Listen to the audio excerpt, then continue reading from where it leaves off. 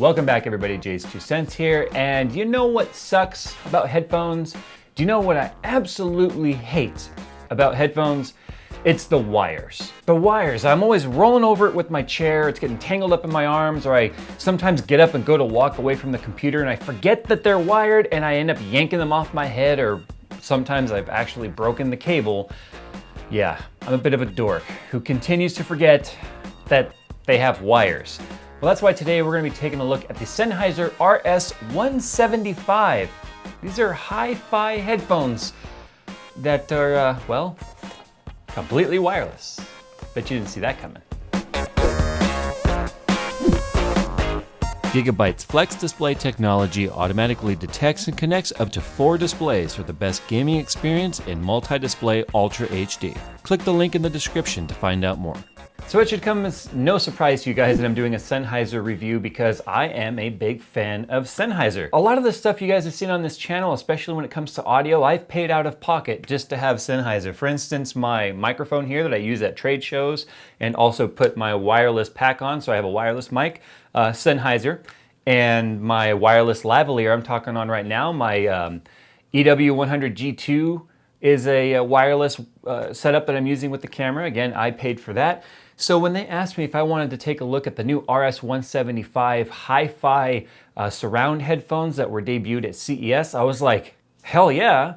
I mean, the Germans make amazing stuff. I mean, everything the Germans make just seems to be awesome. And I'm half German, so I guess that means I'm at least half awesome. Now, one of the things that really struck me when I first took these out of the package is they're so freaking light. And I think we kind of get caught up in this weight equals quality type of thing. I mean, this is the entire transmitter right here. And I'm pretty much positive that if I open this thing up, it's gonna be mostly hollow with a small circuit board in there because it literally feels hollow. We'll get back to this thing in a second. Now the headphones right here are adjustable as you would expect. They're very strong click, so they're not gonna be moving around on you. Very soft ear cups. And because they're wireless, obviously there's going to be batteries in there. So if you just simply twist the ear cup, they come right off to show a rechargeable AAA battery in there.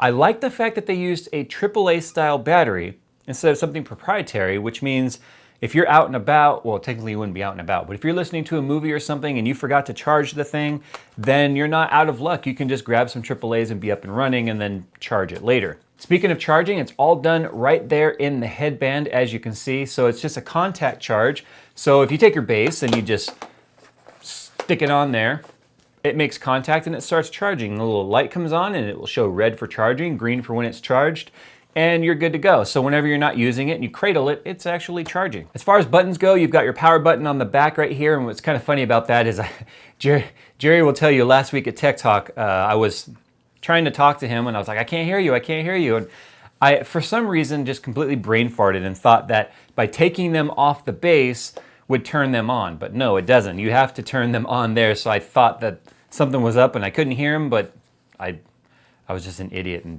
didn't turn them on. Don't judge me.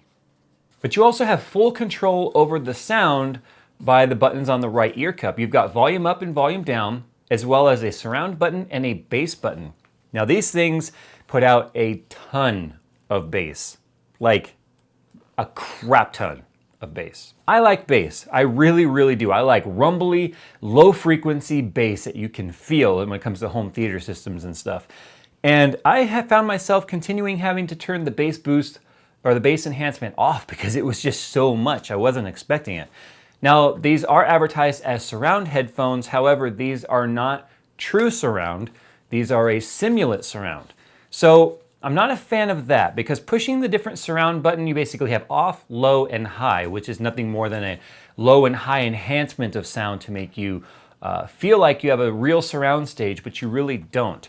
I'm not a fan of that because when I was listening to movies, and I have watched several movies on these to kind of get my subjective and objective opinion here, all it seemed to do was take the sound that I was hearing and make it feel farther and farther away and then bring it back when it was off. It didn't feel like I couldn't pinpoint where sound was coming from, and that's what surround is all about.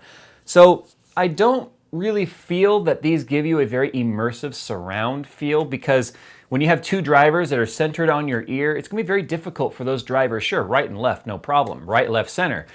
But front, back, right rear, or right satellite, left satellite, front, that's gonna be very difficult for it to actually tell or translate the difference of where those sounds are coming from. And I don't think they do a very great job of that. Sorry, Sennheiser, but that's just my opinion on that.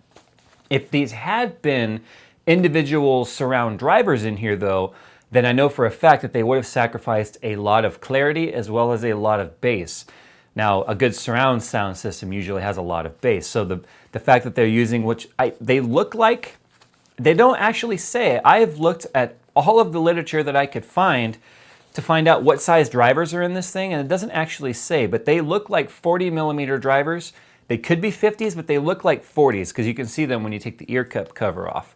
But I don't see any separated tweeters in here or anything like that. So, and they do appear to be maybe a silk dome tweeter or maybe a titanium tweeter. I can't really tell. In fact, all the technical information I looked up, I could not find the size of the driver or the material it's made of. So when it comes to specs of the headphones and the sound, they advertise a response range of 17 to 22,000 hertz.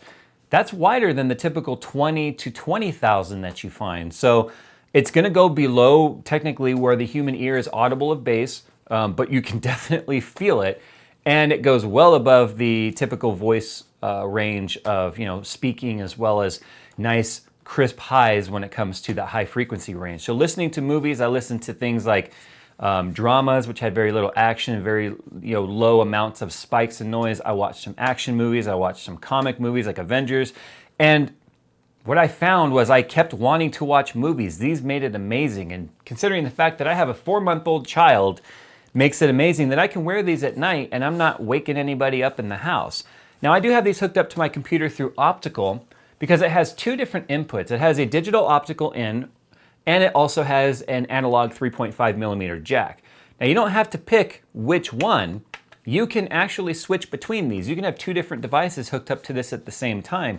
So you could have, say, your smartphone, your MP3 player going into the input here for the 3.5 millimeter jack, then transmitting wireless to these headphones as you go around the house. Now, speaking of going around the house and doing things, the range on these is 100 meters. That's 328 feet. Of course, that's wide open, unobstructed line of sight, but moving around the house, in my house, which has tons of dead spots in my Wi-Fi, I was able to hear these clear as a bell without any static or any distortion anywhere in my house.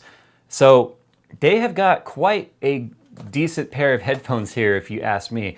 Now, not only do you have the buttons on the ear cans for the control of the bass, volume, and surround, you also have the bass and surround buttons right here as well. Now, of course, these do carry the amazing Sennheiser name, so they're not cheap. You guys are just gonna have to go down in the description or look these up yourself to find current pricing. I don't like mention pricing, it's always changing. In fact, I've had times where the prices change from the moment I recorded the video and edited it and put it online, it had already changed and people are calling me out like, your price is wrong. So you guys are going to go look up the price, but trust me, it's not cheap, but you definitely are getting an amazing headset. It does have a 2-year warranty on it. They sound fantastic, very, very clear.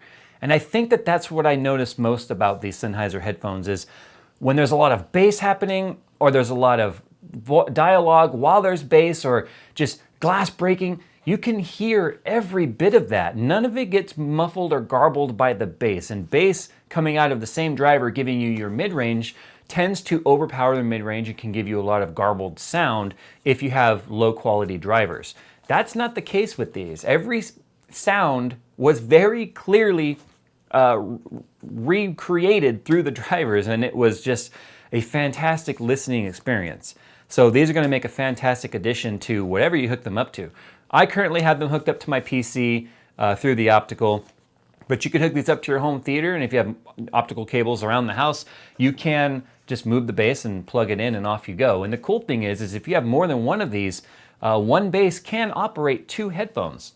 So you could have 2 people at the same time, let's say in a home theater, listening to this without disturbing anybody else in the house or nearby or the dorm or whatever. So I did have some people ask me if I thought it was worth putting like a mod mic on this, but no, I don't, because then you lose the entire wireless aspect of these by having a corded mod mic. These really are not designed to be a gamer's headset.